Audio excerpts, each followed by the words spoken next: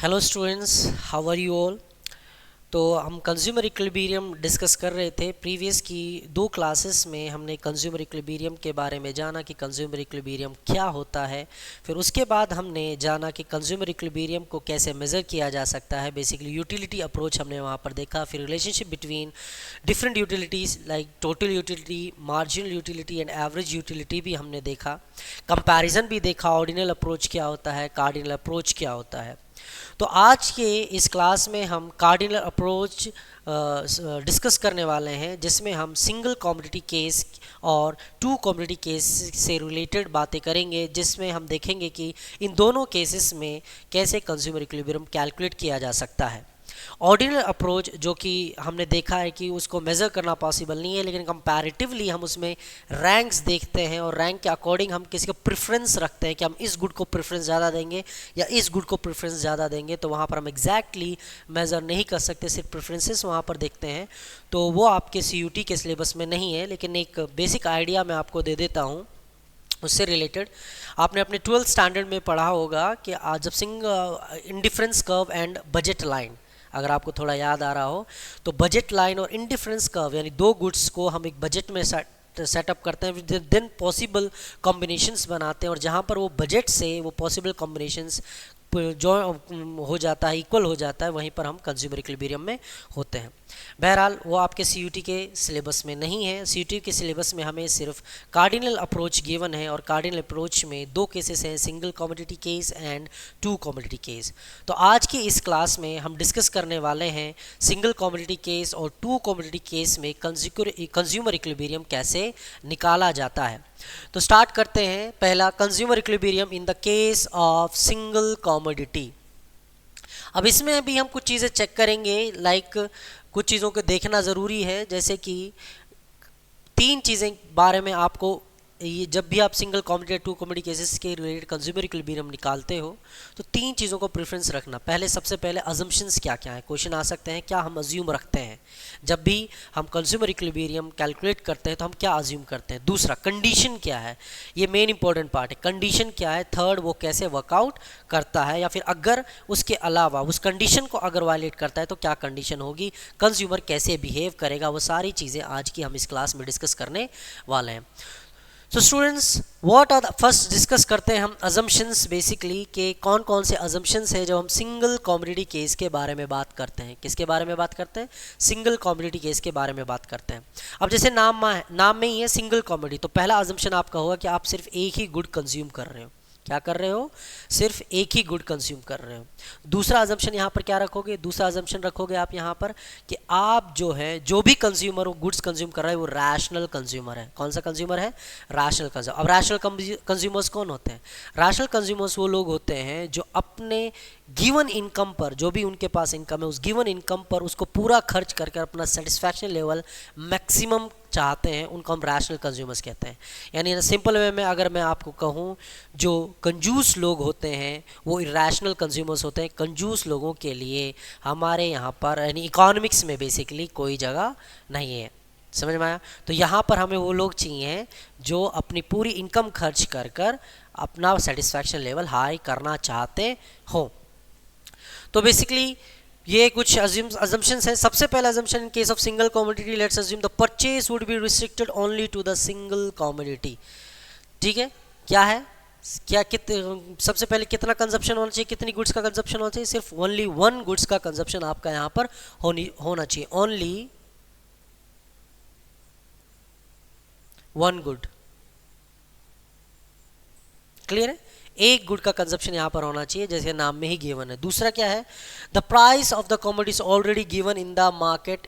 It means जो price है वो आपका मार्केट में कांस्टेंट है, वो चेंज नहीं हो रहा है। जो मार्केट में प्राइस है उसी मार्केट प्राइस पर आप जो है वो गुड्स परचेज करना चाहते हो। क्लियर है? जो भी गिवन प्राइस है, जो भी वहाँ पर मार्केट में प्राइस गिवन है, उसी प्राइस पर, एंड विदाउट एनी बार्गेन के ज़्यादा करना है कम करना है ऐसा कुछ नहीं, जो मार्केट में प्राइस है उसी मार्केट प्राइस पे आप उस गुड्स को परचेज करना चाहते हो। रैशनल ह्यूमन बीइंग होना चाहिए, रैशनल कंज्यूमर होना चाहिए। रैशनल कंज्यूमर कौन होते हैं? रैशनल कंज्यूमर वो लोग होते हैं जो अपना सेटिस्फैक्शन लेवल हर एक यूनिट्स को कंज्यूम करने पर अपना सेटिस्फैक्शन लेवल को इंक्रीज करना चाहे अपनी स्पेंडिंग से। दूसरा क्या है, कोई लिमिटेशन नहीं है कंज्यूमर एक्सपेंडिचर पर, there is no limitation on the consumer expenditure, यानी उसके पास सफिशिएंट पैसा है। यानी ऐसा नहीं है आपको भूख ज़्यादा लगी थी और आप भूख ज़्यादा लगी थी तो आप जो है 2 पराठे खा लेते, लेकिन आपके पास पैसे सिर्फ एक पराठे के लिए थे इसलिए आपने एक ही पराठा खाया।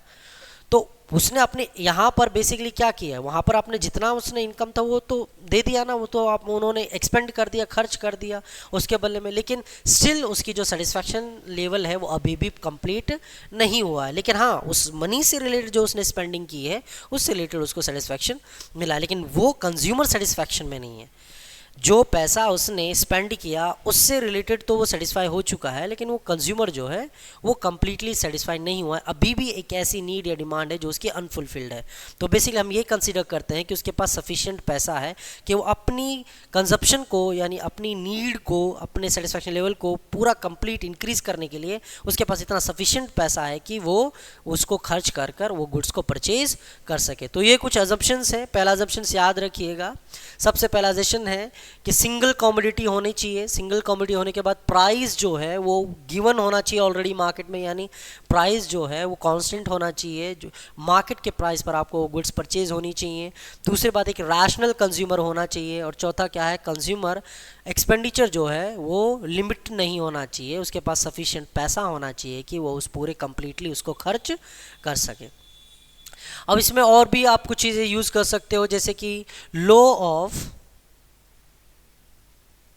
law of LDMU is applicable।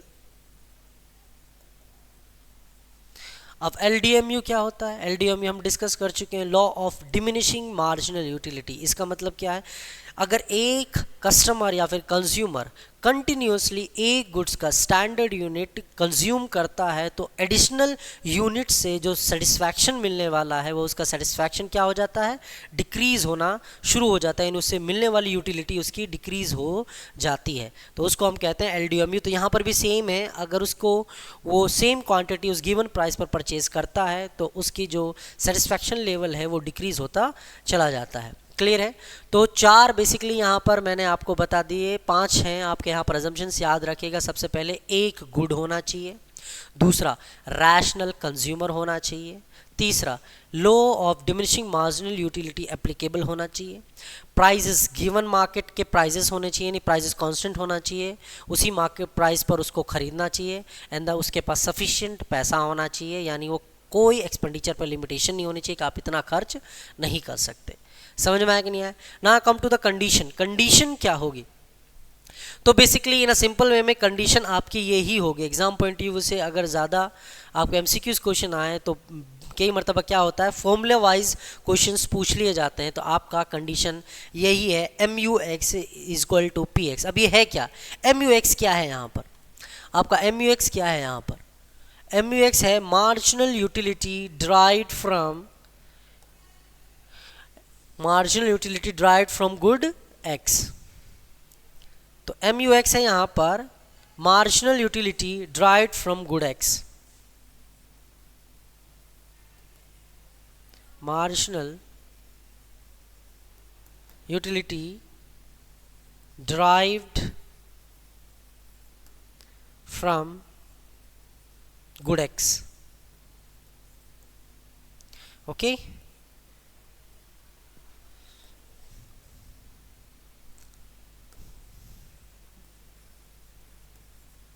Good X। PX क्या है? PX क्या है आपका? प्राइस है। ये क्या है? प्राइस है, यानी मनी है बेसिकली आप कह सकते हो। अगर उसके मतलब जो प्राइस है मार्केट में उस गिवन प्राइस पर उस गुड्स के पर प्राइस ऑफ X है यहाँ पर, price of X good X। तो प्राइस ऑफ गुड X जब उसकी मार्जिनल यूटिलिटी के बराबर हो जाए तो हम यहाँ पर कहेंगे कि कंज्यूमर यहाँ पर इक्विलिब्रियम में है। यानी सिंपल वे में अगर एक कस्टमर उसके गिवन प्राइस पर उसको खरीद लेता है और खरीदने के बाद परचेज करने के बाद वो सेटिस्फाई फील करता है कि उसने जितना भी पैसा खर्च किया वो वर्थ इट था, गुड्स एकदम परफेक्ट है, तो इसी से हम कहते हैं कि वो इस टाइम पर क्या है, वो इक्विलिब्रियम में है। तो ये कंडीशन यहाँ पर होनी चाहिए। चलिए देख लेते हैं इन डिटेल में। क्या क्या कंडीशन होनी चाहिए consumer equilibrium case of single commodity. Start करते हैं। So in the case of single commodity, the consumer equilibrium can be explained on the basis of the law of diminishing marginality, the law of diminishing marginality consume basically वो law of diminishing मार्जिनलिटी को ही यहाँ पर बताया जा रहा है। Main क्या है, the price of each unit which he she pays is given utility he she gets, यानी जितना प्राइस वो पे कर रहा है एडिशनल यूनिट के लिए, क्या उतना सेम लेवल का सेटिस्फैक्शन उसको यूटिलिटी जो है वो मिल रहा है, यानी एडिशनल यूटिलिटी उसको मिल रही है कि नहीं मिल रही। अगर वो इक्वल है, यानी जितना पैसा खर्च, एग्जाम्पल के तौर पर मैं आपको समझाता हूँ, आप इसको क्लियरली समझ में आ जाएगा कि ये कंडीशन क्या कहने वाली है। एक कंडीशन कहती है, जैसे एग्जाम्पल, आप पहले एक ग्लास ऑफ वाटर है वो आपको 2 रुपये में मिल रहा है, आपने वो पिया, आपको फुल्ली सेटिस्फैक्शन मिला। फिर आपने एक ग्लास ऑफ वाटर फिर से लिया, फिर उसने वो आपने फिर से कंज्यूम किया। अब यहाँ पर ऑब्वियस सी बात है, अगर हम LDMU अप्लाई करें तो जो पहले वाले से जो सेटिस्फैक्शन मिला था वो अब सेटिस्फैक्शन लेवल यहाँ से कम मिलेगा आपको, है कि नहीं है। चलो आपने फिर भी 2 रुपये दे दिए क्योंकि प्राइस तो सेम ही है। फिर आप एक और गिलास लेते हो। अब एक और गिलास जब आप लेते हो तो वहाँ पर जो सेटिस्फैक्शन लेवल आपको मिलता है वो और भी कम मिलता है। तो प्रॉब्लम ये है कि आप जब पहली गिलास पी रहे हो तो सेटिस्फैक्शन लेवल बहुत हाई था, यूटिलिटी बहुत हाई थी, वहाँ पर भी आप 2 रुपये दे रहे थे उसको। और जब आप थर्ड गिलास कंज्यूम कर रहे हो तो वहाँ पर भी अगर आप 2 रुपये दे रहे हो तो वहाँ पर आप 2 रुपये आपको वर्थ इट नहीं लगेगा। आप ये सोचोगे कि थर्ड क्लास पीने की ज़रूरत नहीं है, मैं 2 ही क्लास में काम चला लूँगा। तो यहीं पर आपका law of diminishing marginal utility या फिर कंज्यूमर इक्विलिब्रियम का कॉन्सेप्ट क्रिएट होता है कि हम क्या अज्यूम करते हैं कि जब आप थर्ड ग्लास कंज्यूम करते हो, अब उसकी यूटिलिटी कम हो गई, आपको सेटिस्फाई करने की पावर कम हो गई, तो उसका प्राइस भी उसके बराबर होना चाहिए, यानी कम। यानी अगर वो सामने वाला ये कह दे कि भाई पी लो, मैं 1 रुपये दे दूंगा आपको, यानी एक गिलास का 1 रुपये, थर्ड गिलास जो आप पियोगे उसका 1 रुपये मैं आपको दूंगा, तो आप वो थर्ड गिलास भी कंज्यूम कर लोगे क्योंकि वहाँ पर यूटिलिटी कम है उस गिलास से मिलने वाली और उसका रेट भी आप कम है। तो ऐसे लेवल पर अगर इक्वल हो जाता है तो वो कंडीशन में हम कहते हैं कि कंज्यूमर क्या है, सिंगल कमोडिटी केस में इक्विलिब्रियम में है। क्लियर है कि नहीं है। सो बेसिकली उसके गिवन प्राइस पर अब मेन कॉन्सेप्ट है ये है, जैसे मैंने आपको कहा डिस्कस करेंगे, अगर ये इक्वल नहीं होता, ये तो मेन कंडीशन है, याद रखिएगा। अगर कंडीशन के बारे में पूछा जाए सिंगल कमोडिटी की केस में कंज्यूमर इक्विलिब्रियम की क्या कंडीशन है, तो ये आंसर है आपका। क्लियर है। MUX marginal utility derived from good X is equal to price of good X. ठीक है, तो प्राइस ऑफ गुड एक्स के बराबर है, ऐसी कंडीशन में आप कंज्यूमर इक्विलिब्रियम, तो कंडीशन यही है आपकी। क्लियर एवरीबॉडी, सिर्फ यही याद आपको रखना है। अब बात करते हैं, अगर MUX marginal utility derived from good x ज़्यादा है, प्राइस एक्स है, यानी प्राइस बहुत कम है लेकिन उसकी जो उससे यूटिलिटी मिलने वाली है वो बहुत ज़्यादा है, तो आप क्या करोगे, कम कंज्यूम करोगे कि ज़्यादा कंज्यूम करोगे, बताइए आप क्या करोगे। आप एक रैशनल कंज्यूमर हो, आपको सामने वैसे पता है कि उसका प्राइस कम है लेकिन वहाँ से यूटिलिटी आपको सेटिस्फैक्शन लेवल ज़्यादा मिल रहा है, तो आप क्या करते हो, आप जाते हो ना मार्केट्स में, हो दिवाली ऑफ़र में ही चीज़ें परचेज़ करते हैं। नॉर्मल मिडिल क्लास पीपल है, यही करते हैं कि नहीं करते, ऑफ़र चल रहा है तो चलो ख़रीद लेते हैं। ज़ोमैटो पर 150% ऑफ दे रहा है तो चलो आज बाहर से खाना मंगा लेते हैं। ये सारी चीज़ें हम देखते हैं कि नहीं देखते। तो ये ऐसा क्यों किया, हमने देखा कि उनका वहाँ पर हम उनसे मार्जिनल यूटिलिटी जो मिल रही थी वो ज़्यादा मिल रही है लेकिन उनका प्राइस जो है वो कम है उस लेवल पर, तो हम क्या करते हैं, हम ज़्यादा परचेज करते हैं।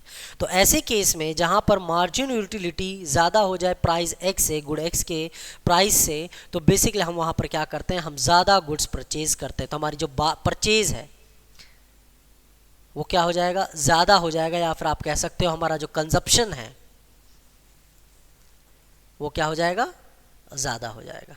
समझ में आया कि नहीं है। और ये आप तब तक करते रहेंगे तब तक कि ये मार्जिन यूटिलिटी जो प्राइस से बराबर है वो बराबर ना आ जाए। ऑब्वियसली बात है, जब आप एक गुड्स का बार बार कंजप्शन करोगे तो उसका मार्जिन यूटिलिटी क्या होगा, डिक्रीज होगा। Law of diminishing margin utility यही तो बताता है हमें, तो वो डिक्रीज होता चला जाएगा। तो एक लेवल ऐसा आ जाएगा जब ये दोनों इक्वल हो जाएंगे और वहाँ पर आप बाय करना बंद कर दोगे क्योंकि आप वहाँ पर स्टेटली इक्विलिब्रियम में आ गए हो। अब दूसरा केस देखते हैं। मान लीजिए marginal utility derived from good X is less than price x. Price x से मार्जिनल यूटिलिटी प्राइस ज़्यादा है लेकिन मार्जिनल यूटिलिटी मिलने वाला कम है। जैसे मैंने एग्जांपल दिया, भाई थर्ड ग्लास आप पी रहे हो, आपको 2 ग्लास आप ऑलरेडी वाटर जो है ड्रिंक कर चुके हो, थर्ड ग्लास और कंज्यूम करना चाहते हो, तो उस केस में आपको जो मार्जिनल यूटिलिटी मिलने वाली वो कम है, ज़्यादा नहीं होने वाली। ऑब्वियस सी बात है क्योंकि LDMU हमें यही बताता है। तो उसके प्राइस सेम ही रहने वाला है, तो आप उस प्राइस पे उसको खरीदोगे नहीं तो क्या करोगे, छोड़ो, सफिशिएंट है, हो गया, ज़रूरी नहीं है। तो सेम आप यहाँ पर भी क्या करोगे, the consumer will have to minimise his consumption, वो अपने कंजप्शन को क्या करेगा, कम कर देगा। क्या कर देगा, वो अपने कंजप्शन को कम कर देगा, ताकि एमयू जो है वो किसके बराबर आ जाए, प्राइस के बराबर आ जाए। समझ में आया कि नहीं है? क्योंकि जब आप गुड्स का कंजप्शन कम करोगे तो यूटिलिटी इंक्रीज होगा। याद रखना, कंजप्शन और यूटिलिटी में अगर जितना गुड्स का कंजप्शन आप रेज करते हो तो यूटिलिटी या फिर मार्जिनल यूटिलिटी जो है वो डिक्रीज होती रहती है, और कंजप्शन अगर आप कम करते हो तो मार्जिनल यूटिलिटी हमारी क्या हो जाती है, इंक्रीज हो जाती है। यही हमारा LDMU हमको बताता है, law of diminishing marginal utility हमको बताते हैं। याद रखिएगा ये वाली चीज़, ठीक है? तो फिर आपको कन्फ्यूजन नहीं होगा। अगर ज़्यादा कंजप्शन करूंगा मैं, एक के बाद एक कंज्यूम करूँगा, तो उससे गुड से मिलने वाली जो यूटिलिटी वो क्या होती चली जाएगी, डिक्रीज होती चली जाएगी। अगर मैं वो कम करता हूँ कंजप्शन तो उसकी यूटिलिटी ज़्यादा हो जाएगी। यानी एग्जाम्पल के तौर पर जो चीज़ कम है, जो आपके पास कम है, लिमिटेड है, वो उसको आप ज़्यादा केयर करते हो, कम यूज़ करते हो, लेकिन जो अबंडेंट है उसको आप केयरलेसली यूज़ करते हो, ज़्यादा यूज़ करते हो। क्लियर है कि नहीं है? तो ये हमारा था single commodity case. Now you can see the curve here, ये कैसे दिखता है अगर कर्व की फॉर्म में इसको देखो। हमने प्राइस है, प्राइस को कांस्टेंट लिया हुआ है, बिकॉज मार्केट में गिवन प्राइस है उसी को हमें रखना है, उसमें हम कोई बार्गेनिंग नहीं कर सकते। जब कांस्टेंट प्राइस है तो हमारा प्राइस जो है वो क्या हो जाएगा, एक सिंगल लाइन हो जाएगा। जब प्राइस हमारा एक सिंगल लाइन हो जाएगा तो अब LDMU एप्लीकेबल है। जब LDMU एप्लीकेबल है तो ऑब्वियस सी बात है हमारा जो MU है वो कर्व यही बनता है, डिक्रीजिंग ऑर्डर में बनता है। जब आप कम कंज्यूम करते हो तो ज़्यादा यूटिलिटी, जब जैसे जैसे कंजप्शन बढ़ाते चले जाते हो गुड्स की, हमारी यूटिलिटी क्या होती चली जाती है, डिक्रीज होती चली जाती है। तो जहाँ पर ये एक दूसरे के इक्वल आ जाए। अब ये वाला केस क्या है, ये वाला केस है जहाँ पर MUX is greater than PX है, प्राइस से ज़्यादा है। तो इसमें आप क्या करोगे, इसमें आप ज़्यादा कंज्यूम करोगे, ज़्यादा कंज्यूम करोगे, ताकि मार्जिनल यूटिलिटी, जब ज़्यादा कंजप्शन ज़्यादा करोगे तो ये क्या होता चला जाएगा, डिक्रीज होता चला जाएगा, यहाँ पर इक्विलिब्रियम में आ जाएगा। और ये वाला केस क्या है, यहाँ पर MUX जो है वो लेस देन है आपके PX से, इस वाले केस में। अब इसमें क्या है, क्योंकि अब प्राइस ज़्यादा है, मार्जिनल यूटिलिटी कम है, तो आप कंजप्शन भी कम करोगे, कम खरीदोगे। जब प्राइस ज़्यादा है तो कम खरीदोगे, तो वो जो मैंने आपको रिलेशनशिप बताया, अगर कंजप्शन ज़्यादा होता है तो मार्जिनल यूटिलिटी कम होती है, अगर कंजप्शन कम करते हो तो मार्जिनल यूटिलिटी आपकी बढ़ेगी, क्योंकि आप कंजप्शन गुड्स को, मतलब मैं अगर वो ऑपोजिट जाता हूँ इस तरफ तो ये वापस ऊपर की तरफ जाएगा। तो यहाँ पर ये सीन में हम बाय नहीं करेंगे, तो ये हमारा पॉइंट ऑफ इक्विलिब्रियम हो जाएगा। समझ में आया कि नहीं आया? I hope you understand. 3 चीज़ें याद रखिए, अजम्पशन क्या है, रैशनल कंज्यूमर होना चाहिए, सिंगल कमोडिटी होना चाहिए, गिवन प्राइजेस होने चाहिए, या फिर आप कह सकते हो कांस्टेंट प्राइजेस होने चाहिए, अपने जितना सफिशिएंट उसके पास पैसा होना चाहिए खर्च करने के लिए, और law of diminishing marginal utility यहाँ पर एप्लीकेबल होना चाहिए। कंडीशन क्या था, कंडीशन ये था marginal utility derived from good X should be equal to price of X. Clear everybody? Now next है हमारा basically two commodity case. Two commodity case में जैसे नाम में ही है टू कमोडिटी केस में बेसिकली हम 2 गुड्स का कंजप्शन करते हैं। कितने गुड्स के कंजप्शन करते हैं हम यहाँ पर? 2 गुड्स का कंजप्शन करते हैं। तो अजम्पशंस को देख लीजिए, क्या अजम्पशन है, कितने का परचेज कर रहा है वो या फिर कंजप्शन कर रहा है, 2 गुड्स का कंजप्शन यहाँ पर वो कर रहा है।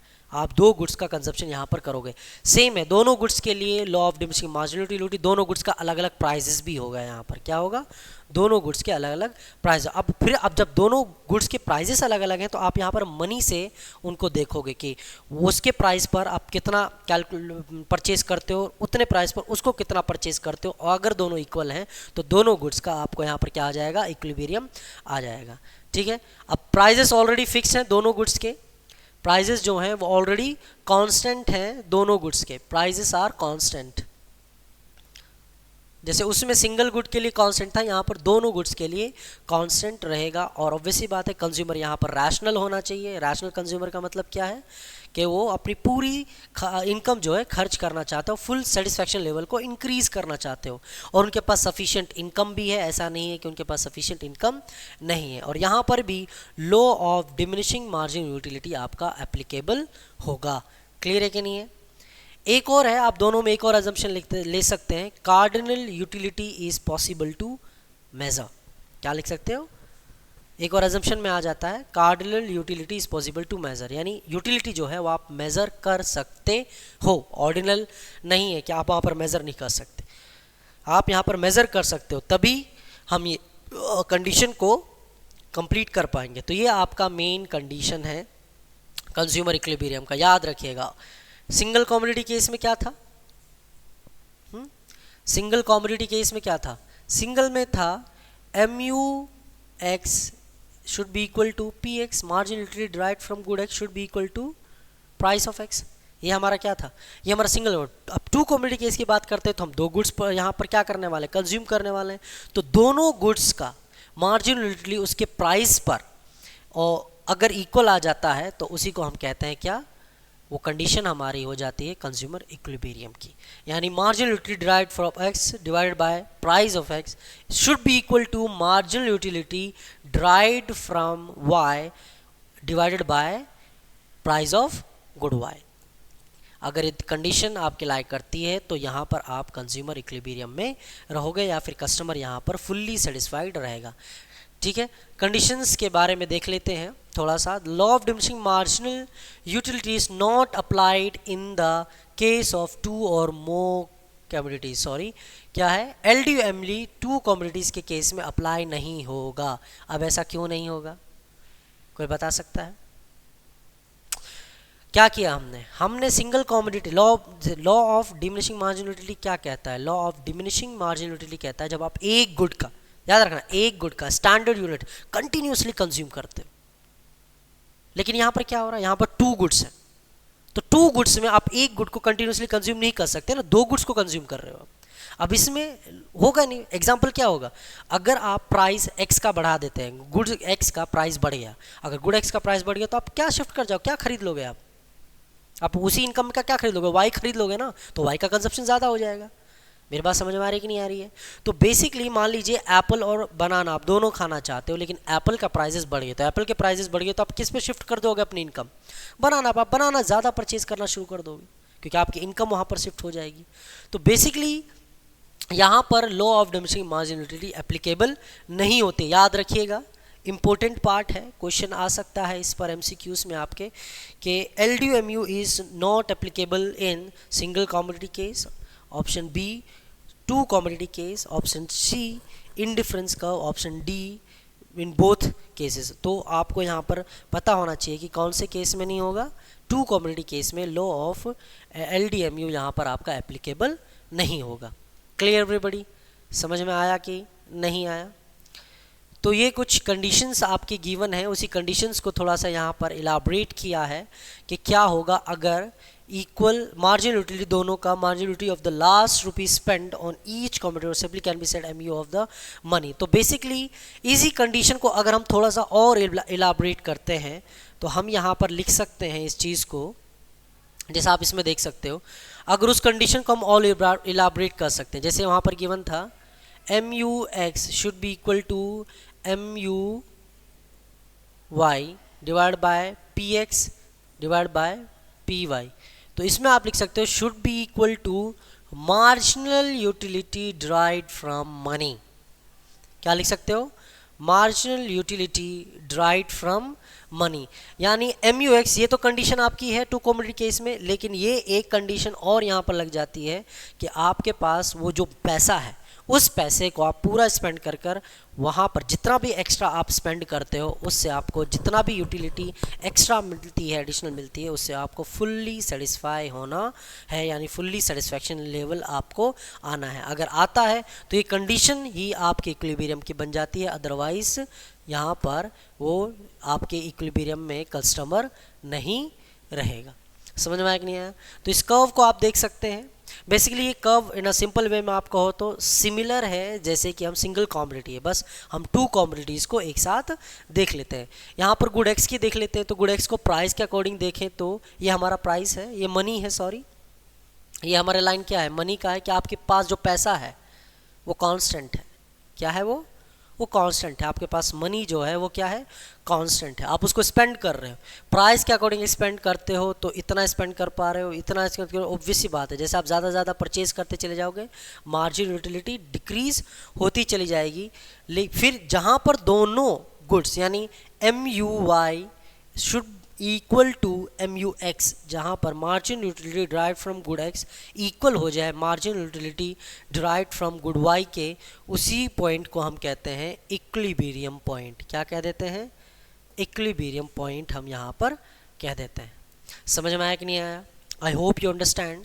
क्वेश्चन आपका इसी तरह आता है, जैसे पूछ लिया जाता है यूटिलिटी आप मेज़र कार्डिनल यूटिलिटी मेज़र कर सकते हो कि नहीं कर सकते हो, ऑर्डिनल यूटिलिटी मेज़र कर सकते हो कि नहीं कर सकते हो। फिर आपका आ सकता है law of diminishing margin utility कहाँ कहाँ पर एप्लीकेबल है, क्या दोनों सिंगल कमोडिटी केस में एप्लीकेबल है या टू कमोडिटी केस में एप्लीकेबल है। या फिर आपसे पूछ लिया जाता है क्वेश्चन कभी कभी कि कंडीशंस क्या हैं, पूछ लिए जाते हैं आपके पास कि आपके अजम्पशंस क्या हैं। तो ये सारी चीज़ें आपसे जो हैं एग्जामिनर जो है एग्ज़ाम में पूछ सकता है। तो आपको फुल्ली प्रिपेयर्ड होना है कॉन्सेप्चुअल वाइज। न्यूमेरिकल पर्सपेक्टिव से देखा जाए तो क्वेश्चंस उतना न्यूमेरिकली नहीं आता है यहाँ पर कि आपको एक टेबल गिवन होगी और उसमें से आपको इक्विलिब्रियम पॉइंट निकालना है। सिंपली आपको क्या करना है, सिंपली आपको कुछ बेसिक कॉन्सेप्ट जो हैं वो कंडीशंस प्रॉपर्टीज़ जो हैं वो आपको यहाँ पर याद रखना है। समझ में आया कि नहीं आया? एक बात और है, अजम्पशन में आपको याद रखना है कि MU जो है वो last rupee spend on each commodity is same, यानी आप जो भी कमोडिटी पर स्पेंड कर रहे हो पैसा वो इक्वल होना चाहिए, वो डिक्रीज नहीं होना चाहिए। क्या होना चाहिए? वो इंक्रीज होना चाहिए, वो डिक्रीज नहीं होना चाहिए आपका। ठीक है कि नहीं है? एंड नेक्स्ट है MU falls as consumption increasing, इसमें तो कोई डाउट ही नहीं है। जैसे जैसे आप कंजप्शन इंक्रीज करते हो हमारा मार्जिनल यूटिलिटी जो ड्राइव होता है वो क्या होता चला जाता है? डिक्रीज होता चला जाता है।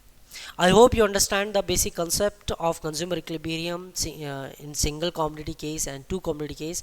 In the next class we will discuss questions regarding this chapter. इस चैप्टर से रिगार्डिंग जितने भी क्वेश्चंस पॉसिबल हैं वो सारे क्वेश्चंस हम यहाँ पर डिस्कस करेंगे, कॉन्सेप्चुअल वाइज डिस्कस करेंगे। So students, thank you, see you in the next class.